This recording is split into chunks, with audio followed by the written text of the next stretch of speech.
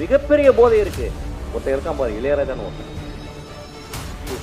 பிடிச்சிட்டு அதுதான் சயின்டிஸ்ட் எனக்குலாம் போட்டு சயின்டிஸ்ட். அது ஐயோ என்ன பேசுகிறாரு என்ன உளறுன்னு தெரியாமல் உளருன்னு உளறி தள்ளி குடிக்கணும்.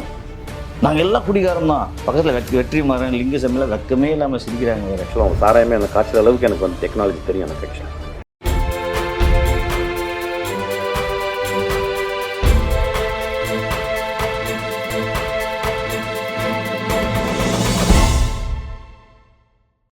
பாட்டில் ராதா படத்தோட ட்ரைலர் அண்டு சாங் ரிலீஸ் ஆச்சு பிரசாத் லேபில்.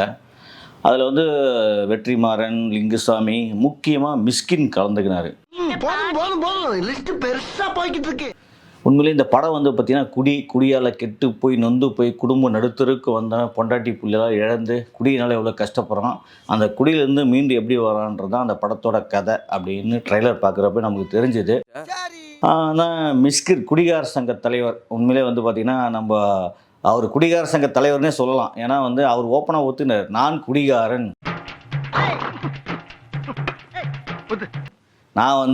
நான் ஓப்பனாக சொல்கிறேன், நான் பல வகையான குடியை குடிச்சிருக்கேன். அதாவது வந்து எனக்கு அதை பற்றி ஃபுல்லாக தெரியும். ஆக்சுவலாக அவங்க சாராயமே அந்த காய்ச்சல் அளவுக்கு எனக்கு வந்து டெக்னாலஜி தெரியும் எனக்கு ஆக்சுவலாக. குடி எனக்கு இன்பம் தருது, குடியை நான் அளவோடு வச்சுருக்கேன், குடிக்கு நான் அடிமையானதில்லை அப்படின்னு குடியை பற்றி பயங்கரமாக ஒரு ஒரு பெரிய ஹிஸ்ட்ரியை பேசினார். நானும் மதுவை விரும்பி நேசித்து குடிப்பவன். ஆனால் ஒரு நாள் கூட அந்த மது என்னையை கண்ட்ரோல் பண்ணதில்லை.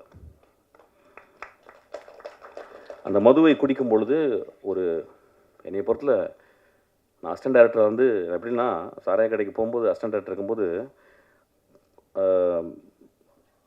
ஒரு குவார்ட்டர் வாங்குற காசு இருக்கும், மோஸ்ட்லி ஓல்டு மங்கு, 2 டாட்டாஸ் கொசுவத்தியோடு உள்ளே போவேன். என்னை பேச ஆரம்பிச்சபோது சினிமா பேச ஆரம்பிச்சிடும். தமிழ்நாட்டை பற்றி பேசின போல தமிழ்நாட்டில் ஆதிக்குடியில் ஆரம்பித்து 2000 வருஷத்துக்கு முன்னாடியெல்லாம் நம்ம குடித்தோன்னு சொல்கிறாரு. அதுக்கப்புறம் பார்த்திங்கன்னா நானே காய்ச்சுவேன்டா, மது விலக்கெல்லாம் வந்துச்சுன்னா நானே சாராயம் காய்ச்சுன்னு வேறு ஓப்பன் சொல்கிறாரு. ஐயோ எப்பா சாமி, பேச தெரியாத பேசி 35 நிமிஷம் பேசியிருக்காரு மனுஷன்.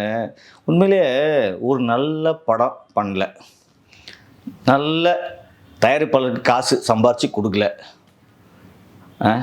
ஒரு தமிழ் சினிமாவில் ஒரு திறமையான இயக்குனர் நம்பர் 1 இயக்குனர்னு வரல. இந்த மாதிரி எடுத்த மொக்க படங்களுக்கு தயாரிப்பாளர் நடுத்தரில் நிற்கிற மிஸ்கின்னு குடியை பற்றி பெரிய உரையை நிகழ்த்திருக்காரு பாருங்க. அது கேட்குறப்பெல்லாம் காதே கூசுது. இங்கேரியா என்ன ஏதாவது ஒரு பாசிட்டிவாக பேசணும்னு பார்த்தா தர்தினியம் பிடிச்ச மாதிரி பேசிட்டு இருக்கேன். பத்தாத்துக்கு இளையராஜா சாங்கை பற்றி பெருமையை பேசுகிற இளையராஜா ஒருத்தர் இருக்கானே, அவன் சாங்குனால தான் நாங்கள் பல பேர் குடிகாரன் ஆகிட்டோம். மிகப்பெரிய போதை இருக்குது. ஒருத்தர் இருக்கான் பாரு, இளையராஜான்னு ஒருத்தன்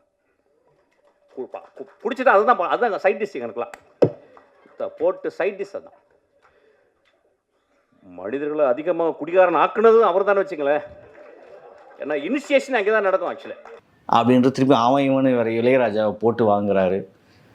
ஐயோ என்ன பேசுகிறாரு என்ன உளறுன்னு தெரியாமல் உளருன்னு உளறி தள்ளி குடிக்கு பாடம் எடுக்கிறாருங்க. அந்த படம் அந்த தயாரிப்பாளர் காசு போட்டிருக்கான், அந்த காசு வருமா வராதா, இவன் இந்த ஆர்டிஸ்டெலாம் வச்சுருக்கான், சின்ன ஆர்டிஸ்ட்லாம் போட்டு எடுத்திருக்கான், குரு சோமசுந்தரம், மாறன், நிறைய பேர் நடிச்சிருக்காங்க.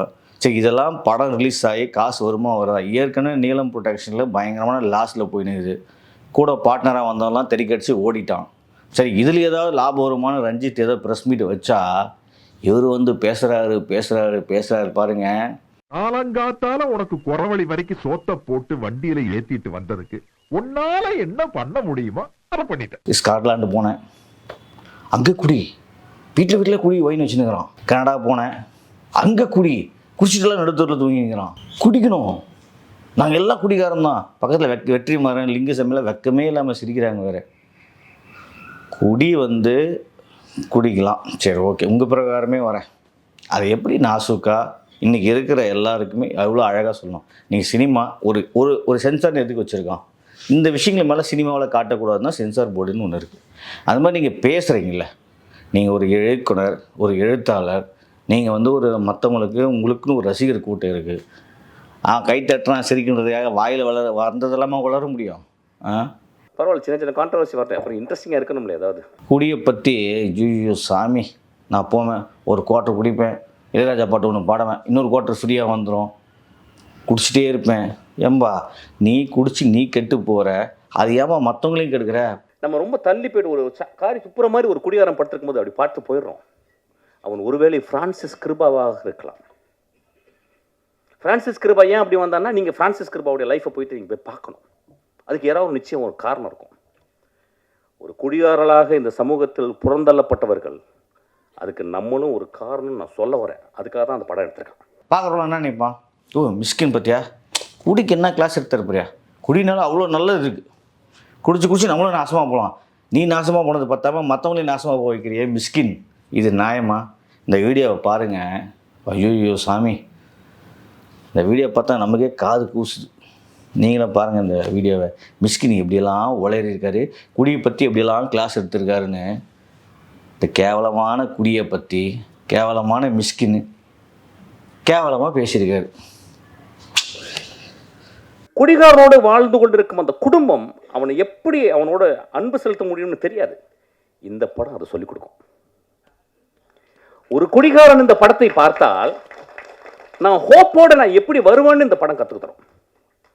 ஒரு குடிகாரனோடு இருந்த ஒரு மனைவி இந்த படத்தை பார்த்தா, என் மாமாவை என் அத்தானை நான் பத்திரமாக எப்படி இன்னும் அன்பு செலுத்தி அவனை பத்திரமாக அந்த அந்த பாயிண்ட் ஆஃப் அந்த இறப்புலேருந்து நான் கொண்டு வருவேன்னு இந்த படம் கற்று தருங்க. அதான் சொன்னேனே, ஒழுங்காக படம் எடுக்க தெரியல, ஒரு நல்ல அவார்டு வாங்க தெரியல, தயாரிப்பாளருக்கு போட்ட காசு எடுத்து திருப்பி கொடுக்க தெரியல. ஆனால் பேச்சு மட்டும் பார், அமெரிக்கா, ஜப்பான், சீனா, யூகே, அதுக்கப்புறம் முகலாய பேர் ஆரம்பித்து எவன் குடித்தான் எவன் குடிக்கல, எல்லா கதையும் டீட்டெயிலாக சொல்ல தெரியுது. இதெல்லாம் நீ படத்தில் செலுத்திங்கன்னா இந்த இவ்வளோ அறிவு திறமையும் ஆஸ்கர் அவார்டு போயிருக்கோம் படம். இப்போ 1000 கோடி 2000 கன்னடா படம் பார்த்திங்கன்னா 1000 கோடின்றான், தெலுங்கு படம் பார்த்திங்கன்னா 1000 கோடின்றான், ஹிந்தி படம் 1000 கோடின்றான், தமிழ் படம் 1000 கோடி காணுமே. நீ 1000 கோடி சம்பாரிச்சு கொடுத்துருக்கலாம். இந்த மூலையை அங்கே யூஸ் பண்ணாத விட்டுட்டு குடியை பற்றி கிளாஸ் எடுத்து ஏன் மிஸ்கின் மக்களை கெடுக்கிறீங்க? நீங்கள் சொல்லி கெடுத்து போகிறதில்லன்னு வச்சுங்க, இல்லை வேறு சாராயம் காய்ச்சி போகிறேன், நான் மதுவிலக்கு வந்துட்டேன் அப்படி இப்படின்னு வாய்க்கு வந்ததெல்லாம் உளருது. இதெல்லாம் வந்து மிஸ்கின் கூப்பிட்டு பேச கூப்பிட்றாங்க, அவங்கள சொல்லணும். அவர் என்ன பண்ணுவார், பைக்கு பிடிச்சிட்டா 1/2 மணி நேரம் பேசியே தீர்த்துணும். அவரை சொல்கிறேன், கான்ட்ரவர்சியாக பேசுகிறேன், அதை பேசுகிறேன், இதை பேசுகிறேன்.